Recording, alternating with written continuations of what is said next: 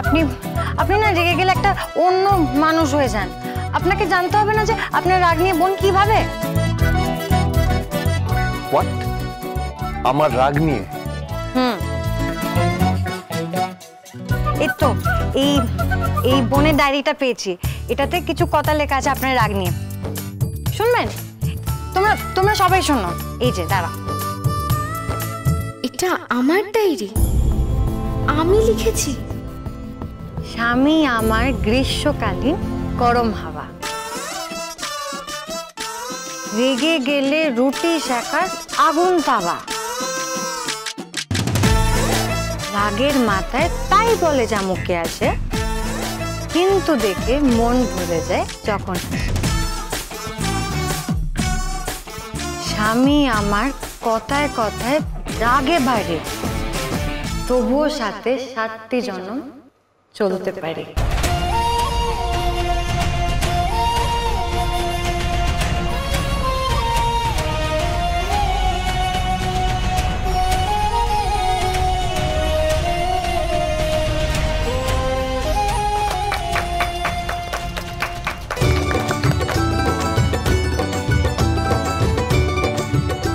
কি সুন্দর ছন্দ মিলিয়ে লিখেছিস তে পারো।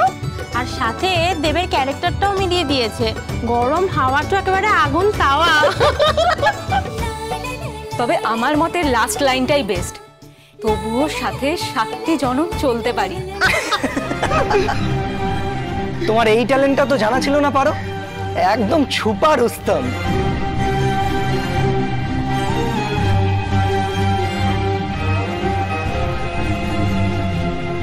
পার্বতী এটা কার কবিতা পড়লো? এই কবিতা তো আমি লিখিনি।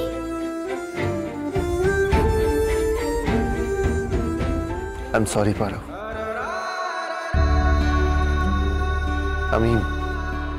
আমি শুধু তোর উপর রাগ করেছি। তুই প্লিজ আমাকে ক্ষমা করে দে।